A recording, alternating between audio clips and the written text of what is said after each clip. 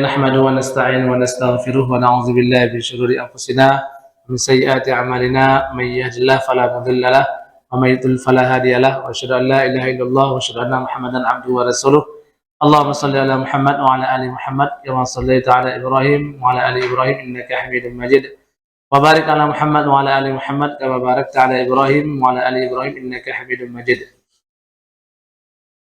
Rabbi syrah li sadri wa yassir li amri wa hlul 'uqdatam min lisani yafqahu qawli Rabbi zidni ilma warzuqni fahma wa amalan salihan mutaqabbala amma ba'd. Alhamdulillah pada malam hari ini Allah masih memberikan kepada kita nikmat sehat dan nikmat iman serta masih meringankan kaki kita untuk menuju ke masjid ini guna mendengarkan melakukan salat maghrib dan isya secara berjamaah dan tentunya sedikit mendengarkan kisah dari Nabi kita selanjutnya yang semoga kisah ini bisa memberikan pelajaran bagi kita ya, karena insyaallah malam ini kisah kita sudah masuk kepada kisah Nabi Ayub alaihissalam. Nabi Ayub ini adalah nabi yang di antara nabi yang cobaan beliau itu bukan pada masyarakatnya, bukan pada orang-orang yang dekatnya, tapi cobaan beliau terbesar adalah pada jasadnya ya, jasadnya yang yang sakit yang luar biasa. Nah, ini adalah satu-satunya nabi yang dicoba seperti itu yang disebutkan dalam Al-Qur'an, beliaulah. Itu Nabi Ayub alaihissalam. Ini Nabi Ayub ini memang nabi yang luar biasa ya. Nah, seperti yang saya pernah sampaikan, nanti di hari kiamat kita insyaallah wajah kita itu semua di surga itu setampan Nabi Yusuf alaihissalam. Kemudian tinggi kita itu seperti tinggi Nabi Adam alaihissalam, yaitu 60 hasta ataupun 30 meter kurang lebih ya. Kurang lebih 30 meter. Dan insya Allah hati kita semua seperti hatinya Nabi Ayub alaihissalam.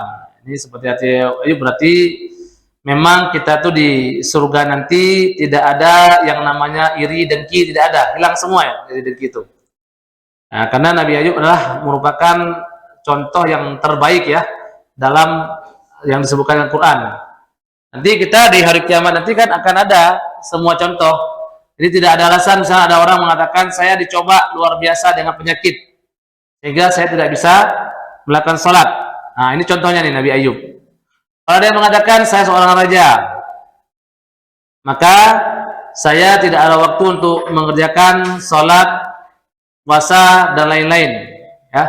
Maka Allah memberikan contoh Nabi Sulaiman alaihissalam ya. Nanti karena ditulis dulu ada seorang presiden namanya Burkiba ya. Burkiba ini presiden Tunisia tahun sekitar 70-an. Itu dia minta fatwa kepada Syekh Muhammad Hashur supaya memfatwakan puasa tidak wajib, bulan puasa tidak wajib. Ini presiden muslim ya, namanya Burkiba. Nah, ini nanti dia akan dipertemukan dengan Nabi Sulaiman alaihissalam yang beliau itu juga orang kaya, bahkan raja, bahkan sangat kaya, tapi tidak pernah menunaikan tugasnya sebagai seorang hamba. Nah, ini akan diberikan semua contoh pada kita semua. Karena kita kan sebagian, kenapa kamu nggak sholat lagi? Ya karena saya sakit. Nah, ini juga salah besar ya, karena ada juga nabi ya yang lebih berat, yang penyakitnya itu kalau kita ya nauzubillah lah ya, jangan sampai ya, itu bisa stres ya, bisa stres. Nah, maka ya, coba kita kisah berita. Cuman yang perlu digarisbawahi tentang penyakitnya Nabi Nabi Ayub alaihissalam dan perjalanan beliau dalam berapa tahunnya itu semuanya berdasarkan Israiliyat. Jadi tidak ada hadis Nabi ya, apa itu penyakitnya kan, jenisnya apa ya, sampai makan ulat kah atau tidak ya. Nah, ini semua tidak ada datang dari Nabi sallallahu alaihi wasallam.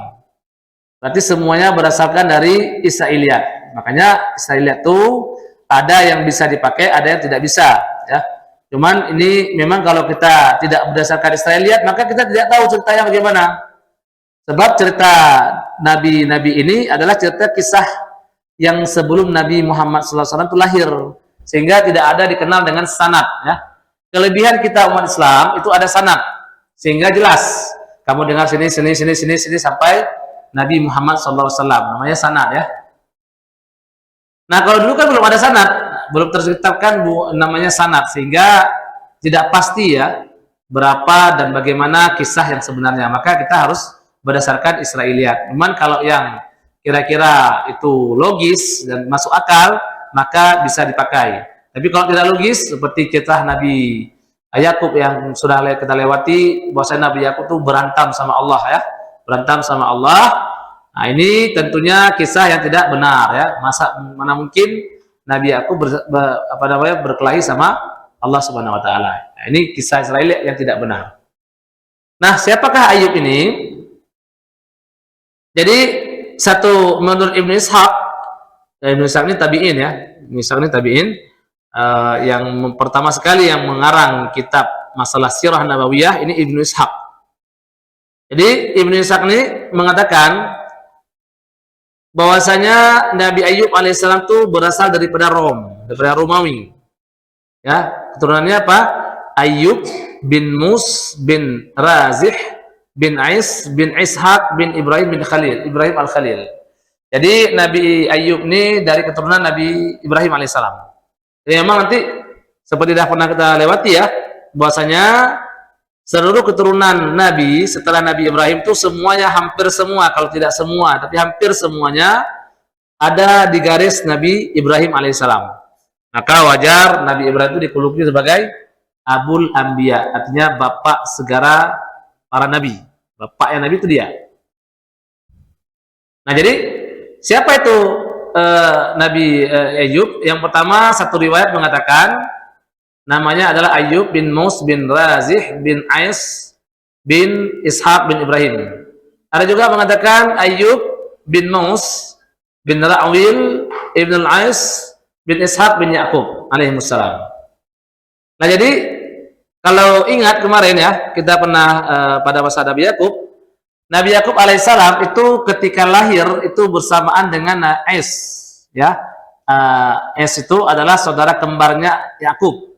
Cuman Nabi Es lebih tua daripada Ishak, daripada Yakub, karena lebih duluan keluar beliau daripada Nabi Yakub ya. Kembar maka. Dan Es juga orangnya sangat tampan. Dan wajah-wajah orang Eropa itu kembali kepada Es. Jadi keturunan Eropa itu kembali kepada Ais ya.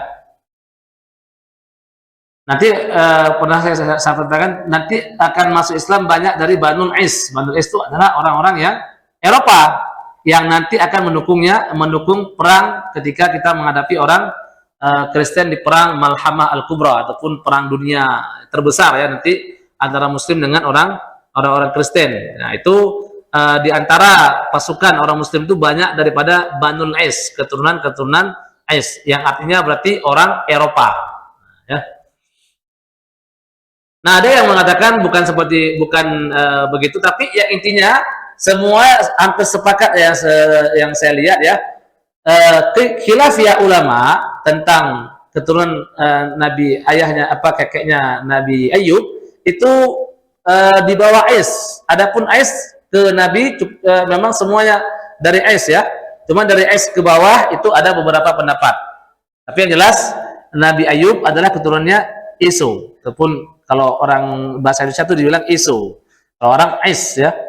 Nah, jadi Ais dari Nabi Yakub, nabinya adalah Nabi Yusuf alaihissalam. Dari Ayub dari Ais lahirlah Nabi Ayub. Yang berarti mereka ini semua berasal daripada Banu Israel. Ya.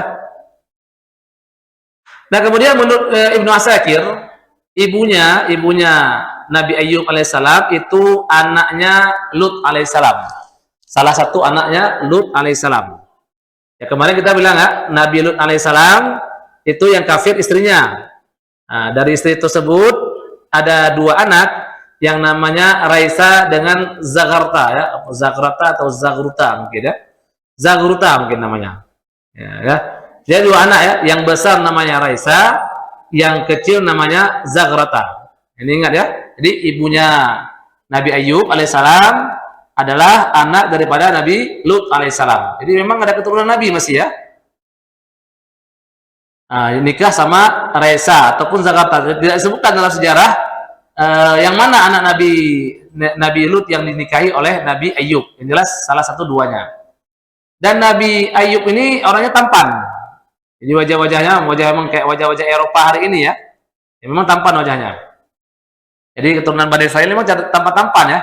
Yang kita bilang kemarin 12 saudara Nabi Yusuf alaihissalam, ya 11 semuanya ya, 11 dengan Nabi Yusuf berarti 12 ya. Itu semuanya orangnya besar-besar tampan-tampan. Jadi memang secara perawakannya memang sempurna ya dari Bani Israel. Sampai hari ini pun kita lihat orang-orang Israel itu tampan-tampan, ada cantik ya, pintar-pintar. Memang begitu. Keras kepala, iya juga.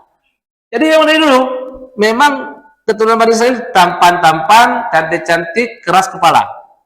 Ini dari dulu ya. Nah, kemudian yang ketiga Pak dikatakan oleh Ibnu Katsir li'annahu min dzurriyyati Ibrahim. Jadi Nabi Ayub daripada keturunannya Nabi Ibrahim alaihissalam. Sebagaimana disebutkan Al-Qur'an, wa min dzurriyyatihi Dawuda wa Sulaimana wa Ayyub wa Yusuf wa Musa wa Harun. Jadi beliau dari keturunan apa? Di antara keturunannya Bani Israel itu Daud, Sulaiman, Ayyub, Yusuf, Musa, Harun. Ini tidak berurutan ya, Karena kalau kita bilang urutannya dari sini ya, berarti yang pertama itu Ayub, kemudian Yusuf, kemudian Ayub, kemudian baru Musa, Harun, Daud, Sulaiman. Ini urutan keturunan ya. Cuman dari yang Quran tidak disebutkan secara urutan. Jadi ya Daud, Sulaiman, Ayub, Yusuf ini bukan urutan ya. Sedangkan urutan yang benar secara sejarah itu pertama Yusuf, kemudian Ayub, kemudian Musa, Harun, Daud dan Sulaiman. Ini urutan yang benar secara garis keturunan. Min anna sahih ada dhamir a'idun ila Ibrahim duna Nuh. Jadi zurriyatihi ini wa min zurriyatihi itu di antara keturunannya. Nah, zurriyatihi ini dhamirnya kembali kepada mana? Kembali kepada Ibrahim ya, bukan Yakub ya, bukan juga Nuh, tapi kepada Ibrahim. Artinya di antara keturunannya Ibrahim, Yusuf, Ayub, Musa, Harun, Daud, Sulaiman. Ini keturunannya Nabi Ibrahim alaihissalam, semuanya berasal daripada Bani Israel. Wa huwa minal anbiya'il mansus al-liha'i ilaihim fi surat Nisa. Nah, beliau juga merupakan para nabi yang dinaskan dalam surat Nisa ya. Inna auhayna ilaika kama auhayna ila Nuhin wan nabiyina min ba'dih wa auhayna ila Ibrahim wa Ismail wa Ishaq wa Yaqub wal asbat wa Isa wa Ayyub. Nah, ini keturunannya nabi di antara nabi-nabi yang diwahyukan oleh Allah Subhanahu wa taala dalam surat An-Nisa 163. Itu sesungguhnya kami telah mewahyukan kepada kamu sebagaimana kami wahyukan kepada Nuh dan para nabi setelahnya, dan juga kami wahyukan kepada Ibrahim, Ismail, Ishak, Yakub, Asbat dan Isa dan Ayyub. Ini Ayyub ya. Jadi masuk juga dalam nabi yang diwahyukan oleh Allah Subhanahu wa taala. Kemudian istrinya. Siapa nama istri daripada Nabi Ayyub alaihissalam? Jadi istri Ayyub alaihissalam adalah bernama Layya bintu Yakub. Nah, jadi ya ada yang mengatakan juga namanya Rahmah bintu Afrasim. Tapi Ibnu Katsir lebih merajihkan namanya adalah Layya bintu Yakub. Ya. Jadi ada juga yang mengatakan Layya ini anak cucu daripada Yusuf. Nabi Yusuf alaihissalam kemarin kita bahas ada dua anaknya ya. Yang bernama Mansa dengan Afranim ya, Afranib. Ya. Yang Mansa ini adalah anak Nabi Yusuf yang bersama Zulaikha, dengan Zulaikha ya. Nah, Layya ini wanita yang paling kita bilang paling sempurna. Ya, wajar kalau Allah memberikan istri yang seperti ini ya, Layya. Kenapa? Kalau tanya siapakah perempuan yang paling garis keturunan itu paling bagus? Itu Layya. Kenapa? Layya ini bapaknya Nabi, yaitu Yakub alaihissalam.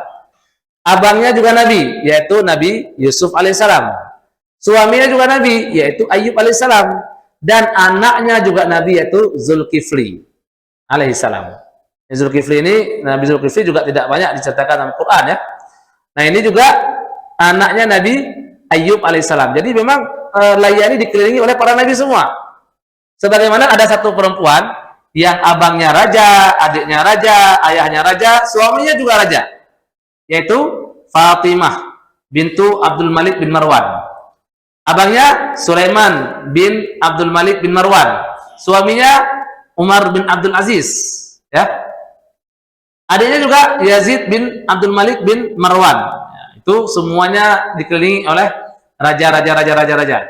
Tapi hidup Fatimah lebih kurang seperti hidupnya Layya. Nah, ya, nanti kita akan lihat bagaimana kehidupan Layya bintu Yakub alaihissalam. Dalam Al-Quran disebutkan tentang penyakitnya Nabi Ayub alaihissalam di surat berapa surat ya, ada surat di surat Anbiya ya 83 84. Wa ayyuba isnada rabbahu anni masani yadhurru wa anta arhamur rahimin. Fastajabna lah fakashafna ma bihi min dhurrin wa atainahu ahlahu wa mislahum ma'hum rahmatan min indina wa dzikra lil 'abidin. Surat Al-Anbiya 83 84 menceritakan tentang kisah Nabi Ayub yang ditimpa penyakit ya. Dan Ayub isnada rabbahu, ketika beliau berdoa kepada Tuhannya ataupun mengadu kepada Tuhannya, anni masaniyad dur, sesungguhnya aku ditimpa kemudaratan, kesakitan ya. Wa anta arhamur rahimin, sedangkan engkau adalah yang maha penyayang. Nah, fastajabna lah, nanti akan kita bahas ayat ini ya. Kemudian juga disebutkan dalam surat Sad, waskur abdana Ayyub isnada rabbahu anni massani syaitan binusbi wa adab. Ini surat Sad ya. Nah, bagaimana kisah Nabi Ayub alaihissalam ketika beliau diberi penyakit? Jadi ada beberapa pandangan ulama yang tentunya sekali lagi berdasarkan dari Israiliyat ya. Jadi Nabi Ayub alaihissalam ini adalah orang yang paling kaya. Jadi orangnya sangat kaya awalnya. Jadi beliau tuh orang kaya, banyak harta, ya. Kemudian beliau punya budak, punya binatang, punya kambing, punya sapi, ya, dan tanah yang sangat luas. Di Saniyah. Saniyah tuh ya dia Hauran ya, kira-kira mungkin dekat-dekat Madinah mungkin ya. Disebut apakah Saniyah ini yang qala al-badru alaina min saniyatil wada, apa itu ya? Tapi di sini Hauran ini mungkin dekat-dekat Palestina gitulah, Palestina gitu ya mungkin ya. Mungkin beda nama dulu ya dengan sekarang ya. Tapi kalau Saniyah yang dalam kisah Rasulullah SAW itu di Madinah ya, menjelang masuk ke Madinah. Jadi satu hari ada iblis ya, jadi ini cerita, sekali lagi saya gariskan ya, ini cerita Israiliyat ya. Jadi jangan dianggap ini betul-betulan ya, Israiliyat. Nah, jadi satu hari setan tuh dia semacam Allah tantang lah. Wahai iblis, bisa nggak kamu rayu Ayub? Oh, gimana ya Allah? Bagaimana saya caranya rayu Ayub? Dia orang kaya, dia tampan, istrinya cantik. Bagaimana caranya saya merayu dia? Nggak mungkin bisa, karena ya dia pasti bersyukur. Dia orang kaya bersyukur tuh dengan orang miskin bersabar tentu lebih berat. Miskin bersabar ya, orang miskin bersabar lebih berat daripada orang kaya yang bersyukur. Ya kita semua kalau ditanya mana pilih ya, pilih kaya bersyukur atau miskin bersabar, semua serempak pasti katakan saya pilih kaya bersyukur. Mana sanggup kita miskin ya? Kalau hidup nggak nggak ada apa-apa ya berat juga kan.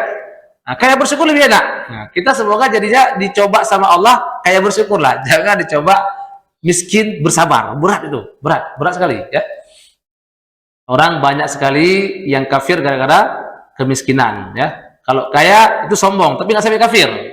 Kebanyakan orang kaya sombong, tapi kafir nggak. Orang miskin kafir banyak. Nah, ya. Ini makanya setan. Oke. Bagaimana kalau saya hilangkan hartanya? Kata Allah kepada iblis ya.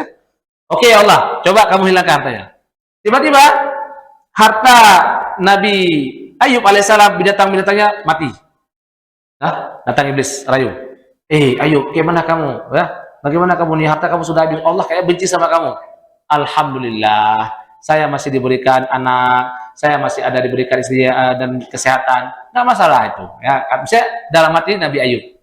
Karena yang namanya sabar itu di pertama tuh, ya, di pertama tuh. Kalau kita sanggup bersabar di pertama kali kena musibah, nah ini yang paling bagus ini. Allah akan berikan pahala luar biasa.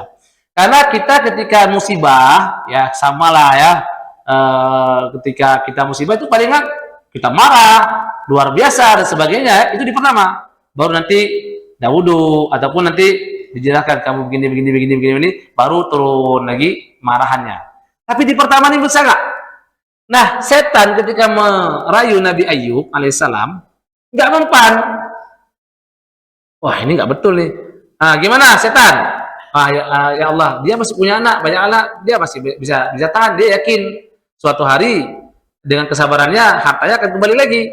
Oke, kita coba lagi yang kedua. Ya, apa cobaan kedua? Hilangkan anaknya. Akhirnya anaknya ada yang mengatakan tiba-tiba roboh rumah, sehingga akhirnya semua anaknya Nabi Ayub alaihissalam meninggal semuanya. Bayangkan ya, itu dalam beberapa hari ya. Ini tidak dijelaskan dalam sejarah berapa hari. Ada yang mengatakan itu dalam 3 hari. Hari pertama itu seluruh hartanya habis, hari kedua itu seluruh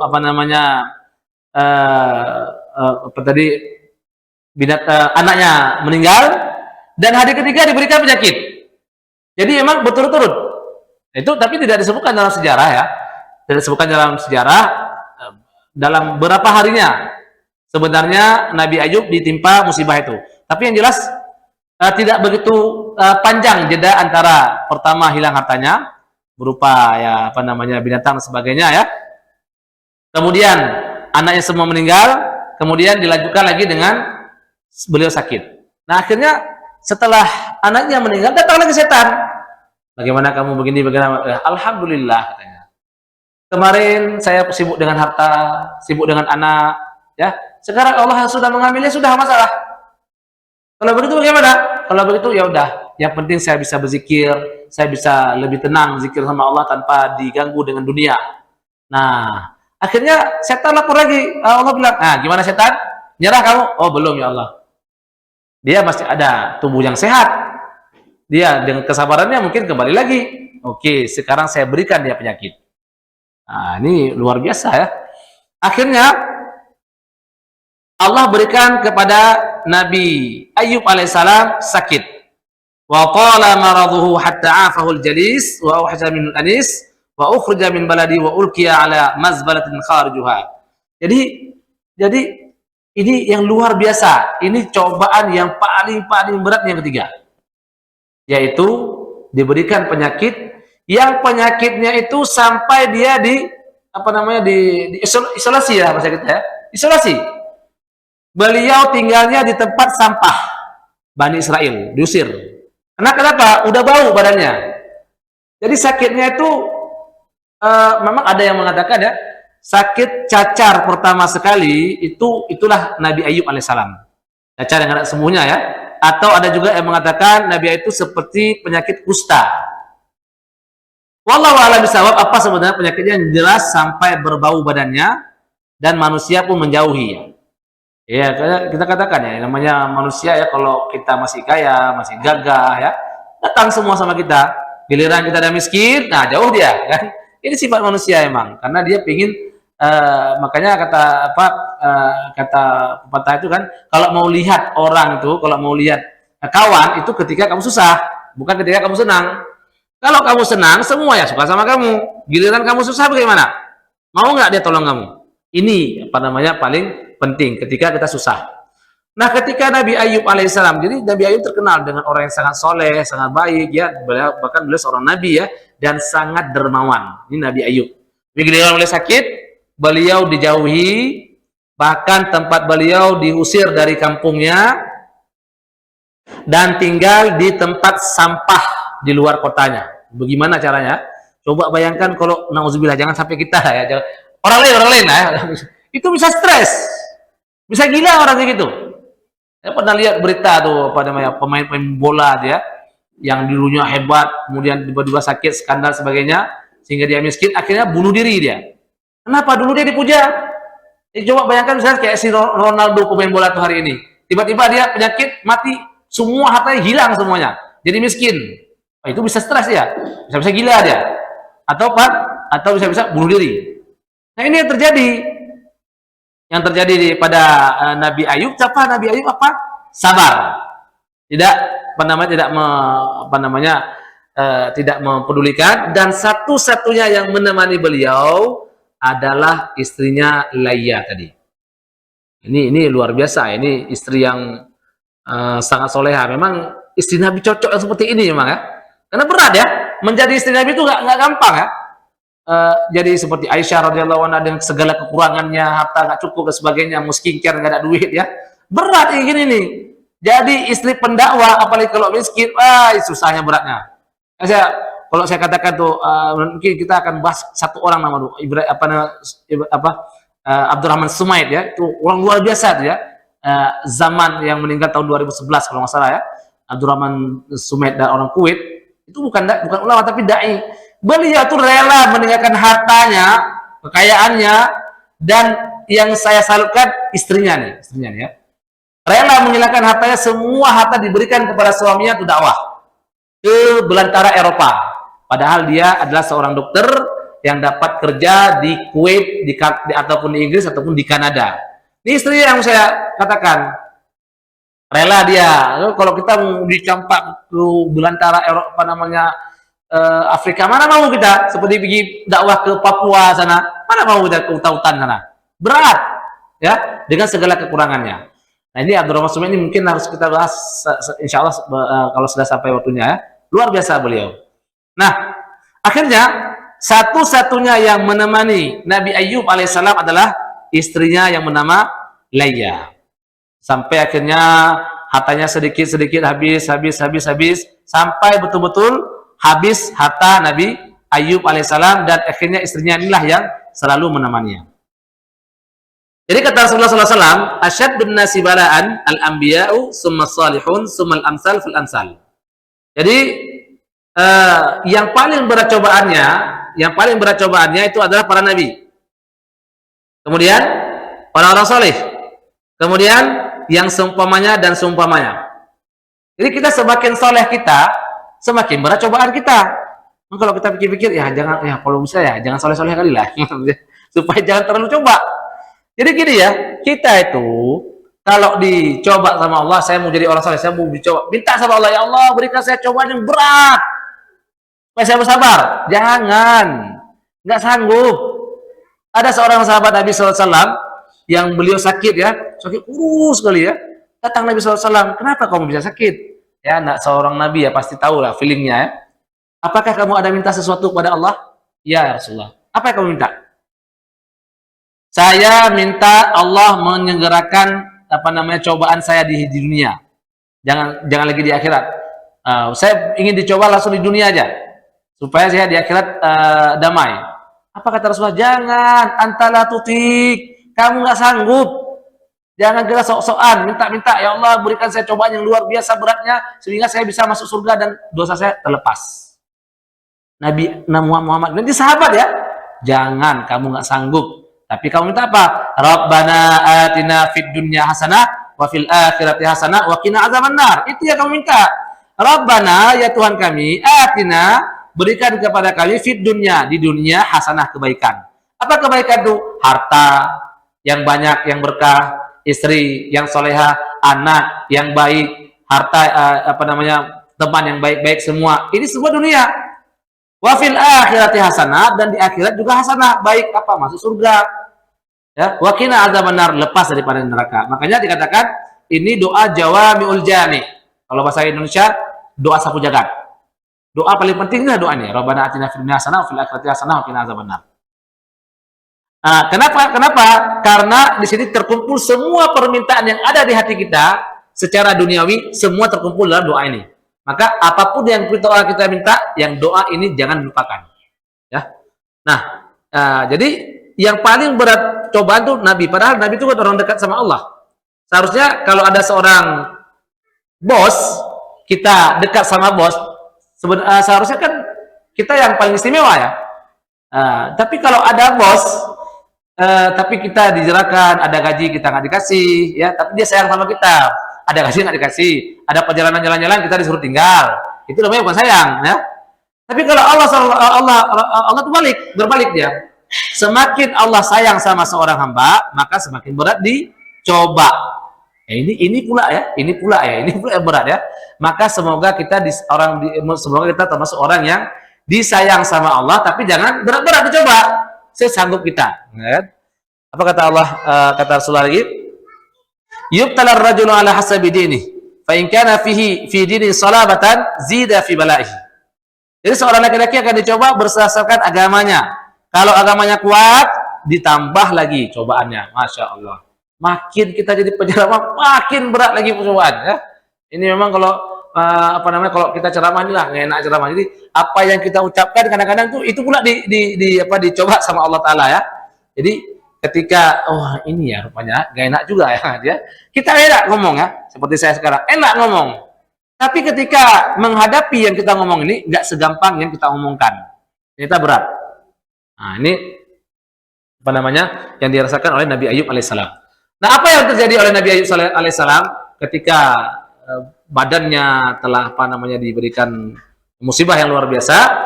Beliau cuman sabran wahtisaban wa hamdan wa syukran. Beliau cuman menghitung-hitung pahalanya, beliau cuman bertahmid kepada Allah Taala, beliau coba bersyukur kepada Allah Taala dan tidak ada sedikit pun keluh kesah. Ini yang paling berat. Nggak ada keluh kesah sedikit pun. Ini kan nggak sanggup, tapi secara logika ya, kok ada orang seperti ini yang nggak ada keluhan sedikit pun, nggak keluar aduh itu nggak ada, keluar aduh tuh nggak ada. Aduh, kita ini kadang-kadang kena bisul aja, aduh itu luar biasa sakitnya ya. Yang pas kalau apalagi sakit gigi ya, sakit gigi itu orang ribut yang paham, apalagi lagi sakit gigi, musik besar-besar lagi pula. Udahlah, kalau bisa ke gelas kita campak ke rumah itu ya. Hidup besar, dong, gigi sakit lagi. Aduh, ya Allah, ya Rabbi. Ini baru sakit gigi. Memang luar biasa kalau kita baca-baca sejarah Nabi ini ya. Ada pula manusia seperti ini ya. Makanya, iblis ini heran dia lihat Nabi Ayub nih. Ini kok nggak bisa dicoba. Akhirnya dia panggil semua pasukannya. Hai, saya udah pusing, stres nih sama Ayub nih. Saya sudah stres sama Ayub nih. Udah berbagai macam cara saya coba, nggak ada dia. Dia tetap bersyukur. Tidak ada keluhan, bahkan kalimat aduh juga nggak pernah dia ucapkan. Apa yang saya lakukan? Bilanglah, cobalah melalui istrinya. Nah, ya, cobalah melalui istrinya. Seperti yang terjadi pada Nabi Adam. Nabi Adam, setan itu nggak bisa masuk ke dalam Nabi Adam. Lalu kemana juga lari ya? Ke Hawa. Ya, cobalah buah ini enak, nggak masalah itu. Itu cuma ditakut-takuti. Kalau kamu makan buah ini, kamu nggak akan kamu dilarang sama Allah makan buah ini supaya kamu kekal. Kalau kamu makan, kamu kekal. Kalau nggak makan, kamu nggak kekal di surga. Maka Hawa pun makan. Nah, ini versi saya lihat juga ya, bukan dalam Quran ya. Nah, artinya apa? Masuk lalu istri, jangan melalui suami. Akhirnya masuklah melalui istri. Ya. Nah, sebelum kita lihat apa? Kenapa masuk lalu istri? Jawab, bayangkan ya. Sebagian ulama mengatakan Nabi Ayub merasakan penyakitnya ini 3 tahun. Ini paling rendah. Ya. Sebagian lagi mengatakan 18 tahun. Wah, ya Allah, 18 tahun. Sampai apa badannya ini? Ya, kalau di sini ya, secara Israeliat lagi kita katakan berulat. Bau. Kulitnya ini isi badannya ini udah satu-satu tuh tercabut. Jadi memang menjijikkan sekali. Ya, kita tuh nauzubillah, kita menjaga orang sakit aja seminggu di rumah sakit tuh, aduh, pusingnya luar biasa. Itu di rumah sakit. Apalagi kalau ada di rumah sampai setahun, 2 tahun, di 18 tahun. Ini yang paling lama ya. Yang paling lama 18 tahun. Paling rendah 3 tahun. Taruhlah 3 tahun, jangan lama-lama kali 3 tahun. Sakit seperti itu, aduh, stres, ya. Ini yang dimasukkan oleh setan kepada istri Nabi Ayub. Laya, coba kamu lihat. Jadi satu hari Laya lagi jalan ketemu sama seseorang iblis, ya, iblis. Jadi yang merayu Laya ini bukan bukan kroco-kroco ya. bukan iblis kroco-kroco, udah iblis yang paling rajanya, yaitu iblis. Iblis yang merayu Nabi Adam, memang udah paling tinggi dah pangkat tinggi ya. Kalau kita ya, ketika kita iblis-iblis masih senior junior lah, yang baru-baru masuk sekolah. Kalau kita kadang sedikit dia rayu udah, luar biasa ya. Ini enggak, yang merayu Nabi Ayub ini memang bosnya, raja di raja setan. Kalau kita kroco-kroco udah kalah ya. Nah, akhirnya dibilang, hei Laya, kamu sudah lama, kamu bahkan kerja di mana-mana, bahkan dalam satu riwayat dikatakan Laya ini akhirnya bekerja apa saja bisa dia kerjakan demi memberikan makanan kepada Nabi Ayub alaihissalam. Jadi bahkan sampai beliau tuh pasir ya, itu badannya kan badannya nggak bisa tidur di atas di atas kasur, nggak bisa, lengket dia. Ditaruh semacam tikar lah mungkin ya, di bawahnya ada pasir. Nah, Nabi Ayub tidurnya di situ. Nah ya, jadi dirayu Nabi Laya oleh setan. Udah lama kamu bagaimana nih? Coba kamu bilanglah sama Ayub supaya Allah bilanglah, atau ini kambing nih. Kamu berikan sama Ayub kambing, potong kambing ini maka dia akan sembuh. Maksudnya apa? Berat setan. Akhirnya datanglah Laya bawa kambing. Dibilang, ini kambing ini kalau kamu potong kambing ini kamu akan sembuh. Masya Allah, astagfirullahaladzim, kata Nabi Ayub, ini setan. Ini setan nih. Kamu bisa terpedaya sama setan, pergi kau keluar. Sampai istrinya Ayub alaihissalam tuh diusir sama Nabi Ayub alaihissalam karena terpedaya dengan setan. Ya lagi kesal lah ibaratnya ya. Nah, ini satu riwayat dari Bani Israel. Nah, kalau yang riwayat lain tidak ada menceritakan seperti itu ya. Riwayat lain mengatakan apa? Nabi Ayub alaihissalam datang istrinya, ya karena udah pada parah ya, udah sakitnya yang udah berulat bahkan ya, menurut versi cerita Israeliat ya. Bahkan ada bukan cuma ulat, ada binatang-binatang ya. Jadi dibilang sama Laya ini, ya Ayub, ya, lau da'auta rabbaka la faraja anka. Wah Ayub, kalau kamu berdoa kepada Allah, pasti Allah akan menghilangkan penyakit ini. Nah, akhirnya apa jawaban Nabi Ayub? Qad ishtu 70 sanatan sahihan. Aku hidup 70 tahun dalam keadaan sehat. Ya, fahal qalilun lillah kan an asbira lahu 70 sanah. Apa enggak boleh kurang? Maksudnya Nabi Ayub bilang kan, kalau saya sudah diberikan 70 tahun kesehatan, maka adil kalau Allah berikan saya penyakit 70 tahun juga. Wah, ini gila ini udah. Nggak saya pikir nih ya, 70 tahun. Nabi Ayub suruh mau nyabar sampai 70 tahun. Aduh, istrinya udah geleng-geleng kepala ya. Tapi masih sabar. Fajazi'at min hadzal kalam. Maka akhirnya istrinya pun kaget. Terperanjat dia. Ini Masya Allah ya. Nah, akhirnya karena dia nggak sanggup pikir, ya akhirnya istrinya cari uang, pergi kemana-mana ya, mau cuci baju dan sebagainya. Akhirnya orang-orang masyarakat Bani Israel nggak mau lagi pakai istrinya. Istri Nabi Ayub nggak dipakai lagi. Mungkin juga ya mungkin penampilannya sudah ya mungkin udah nggak pas lagi ya, udah miskin ya. Sampai akhirnya istri Nabi Ayub menjual kepangan rambutnya. Jadi orang dulu kan sering ya di kepang, ditambah rambutnya, nah pas dilihat Nabi Ayub bawa makan, istrinya bawa makan, dari mana kamu dapat ini? Jadi kan dah nggak ada lagi orang yang pakai ya, nggak pakai lagi istrinya.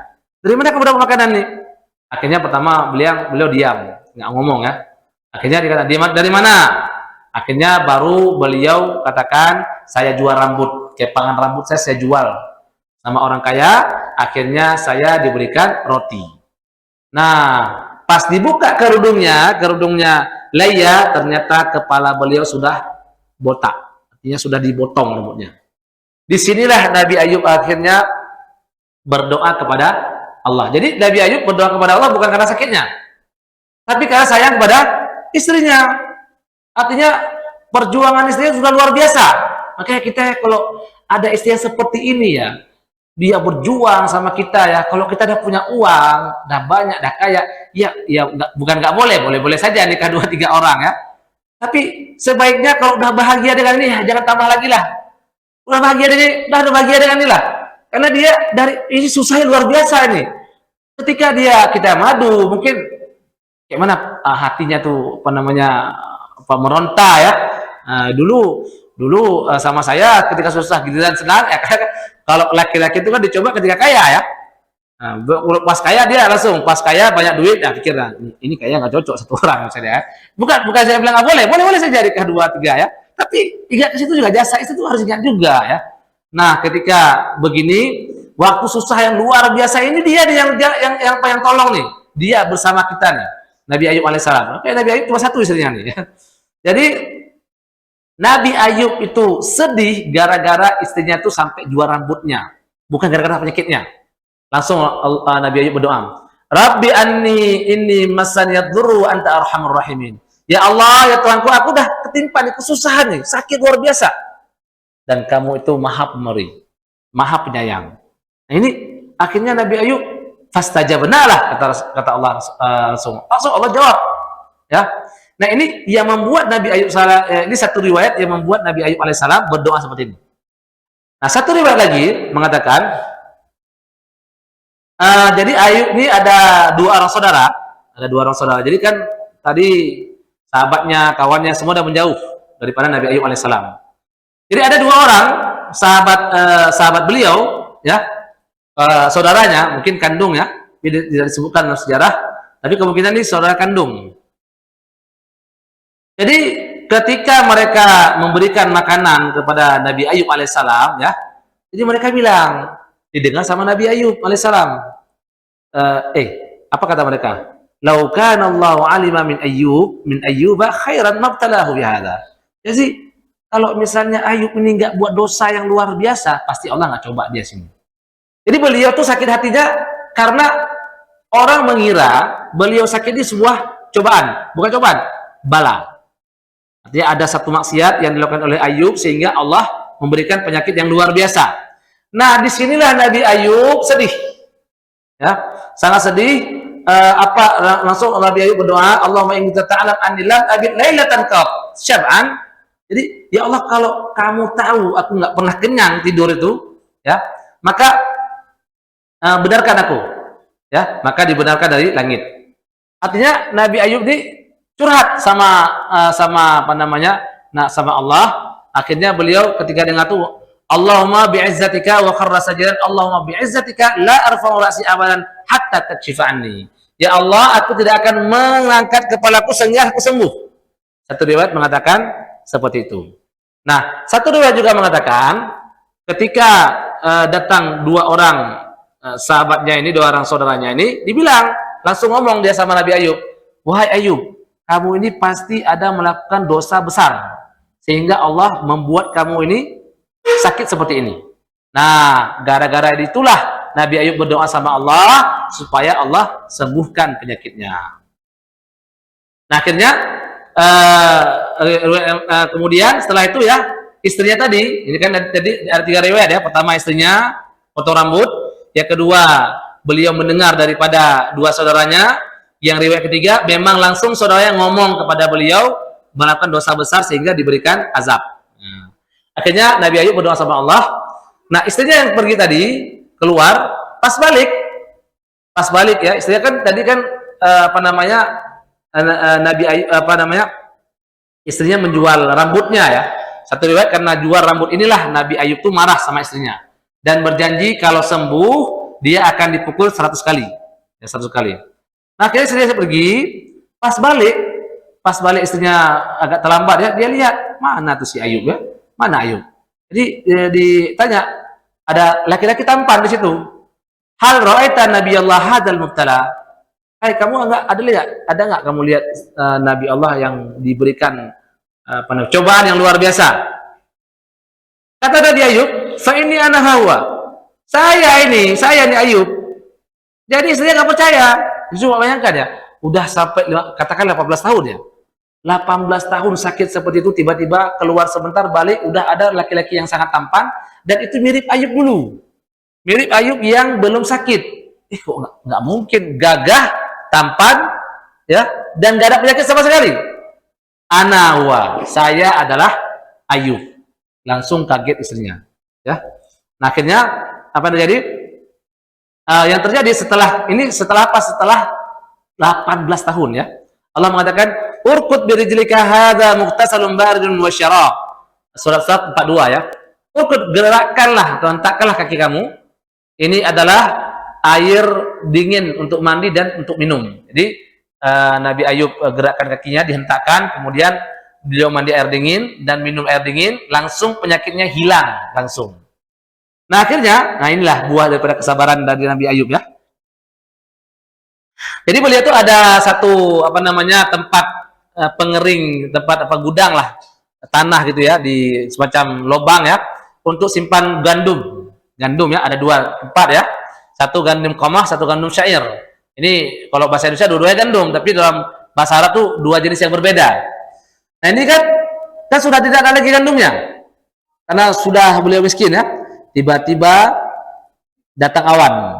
Nah awan ini akhirnya menjatuhkan apa namanya emas ya, menjatuhkan emas ke dalam awan-awan, ke dalam lubang-lubang ini, sehingga penuhlah emas dengan lubang-lubang ini. Nah ada juga satu riwayat mengatakan Nabi Ayub alaihissalam lagi mandi dalam keadaan telanjang. Nah, sebenarnya mandi telanjang ini boleh ya. Ya, mandi telanjang itu boleh, terbukti dari Nabi Ayub ataupun Nabi Musa alaihissalam. Nah, ini mandinya telanjang. Nah, ketika mandi telanjang beliau itu tiba-tiba penyakitnya hilang dan jatuh apa namanya kaki belalang yang terbuat dari emas. Jadi penuh-penuh sampai akhirnya Nabi Ayub masukkan emas itu ke dalam bajunya. Ini Allah bilang, apakah cukup nih Ayub? Alam yakfika ma atainaka. Wah Ayub, apa nggak cukup kamu dengan yang kami berikan? Kata Ayub, ay Rabbi, wa ma yastaghni an fadlik. Ya Allah, siapa yang mau cukup dengan keistimewaanmu? Jadi kita kalau minta harta sama Allah, ya Allah, saya sudah cukup lah yang kamu berikan, nggak usah lagi ya. Jangan. Sama Nabi Ayub sudah ada emas, minta lagi, nggak masalah. Yang penting kita pergunakan dengan kebaikan. Jadi jangan kalau kita sudah kaya, ya Allah saya sudah cukup dengan yang kau berikan, udahlah, nggak usah lagi lah, udah cukup deh Allah. Jangan, tetap minta sebanyak mungkin. Jadi ini doa itu kalau minta itu jangan yang sedikit, tapi doa yang tertinggi. Kalau Allah bilang, Rasulullah bilang, wa idza sa'altumul jannah fas'alul firdausil a'la. Kalau kamu minta surga yang tertinggi, Firdaus. Jangan, ya Allah, yang penting saya surga yang paling rendah pun jadi ya Allah. Jangan. Minta yang tertinggi. Kalau minta kaya sama Allah, minta yang paling kaya. Tapi yang berkah. Nah, itu dia ya. Jadi harus tamak dengan rezeki Allah dengan kelebihan yang diberikan oleh Allah Subhanahu wa taala. Ini akhirnya Nabi Ayub pelan-pelan ya, lagi kaya lagi setelah 18 tahun beliau sembuh. Kemudian wa atainahu ahlahu mislahum ma'hum, dan kami berikan kepadanya itu keluarganya dan seumpamanya. Jadi ada yang mengatakan anak-anak beliau itu hidup kembali. Karena meninggal ya, dan meninggal tiba-tiba hidup kembali. Ya, semuanya hidup kembali, dan bahkan apa namanya? Ada juga yang mengatakan bahwasanya Layya tadi Allah balikkan mudanya. Jadi beliau cantik lagi, muda lagi. Ya, kan kita bilang ya, kalau udah 18 tahun dengan kerja yang seperti itu, tentu perempuan jadi jelek dirinya ya, karena capek ya. Tapi Allah balikkan kembali ke kecantikannya Layya dan ketampanannya Ayub alaihissalam, dan Ayub cuman menikah sama Layya saja. Tidak ada nikah lain ketika beliau sudah sembuh. Mungkin teringat beliau ya. Nah, wa asya Ayyub ba'da dzalika 70 sadatan bi Adrum. Jadi setelah itu Nabi Ayub hidup 70 tahun. Jadi kalau kita hitung ya, tadi Nabi Ayub 70 tahun dalam keadaan senang. Kemudian 18 tahun dalam keadaan sakit. Ini kalau kita bilang 18 tahun ya. Ini 70 tambah 18 berapa? 88 ya. 88 tambah 70 lagi. 158. 158. Nah, kurang lebih umurnya Nabi Ayub itu 158. Cuman kalau menurut versinya apa namanya nah versinya Ibnu Jarir At-Tabari itu Ayub itu umurnya ketika wafat di usia 93 tahun. Cuma kalau kita lihat dari sini ya, dari sejarah tadi ya, itu ya sekitar itu. Di 70 tahun beliau sakit, kemudian tambah 18 tahun beliau apa namanya sakit ya, 70 tahun sehat, 18 tahun sakit, 70 tahun kemudian beliau senang lagi, yaitu berarti jumlahnya sekitar 158 tahun kurang lebih. Nah, akhirnya tadi kalau kita kembalikan tadi ya, Nabi Ayub bersumpah kalau sembuh dia akan pukul istrinya sebanyak 100 kali cambuk ya. Akhirnya Allah memberikan keringanan kepada Ayub, beliau tidak menghilangkan sumpahnya, tetap melaksanakan. Cuman Allah cuma mengatakan wa khus biyadika dirsan fadrib bihi wala tahnas. Jadi ambillah kamu seperti ya semacam rumput lah, sekumpulan rumput ya, seikat gitu. Kemudian dipukul kepada istrinya, inna wajadna wala tahnas, dan hilanglah, selesailah sumpahnya, inna wajadna sabira ni'mal abdu innahu awwab.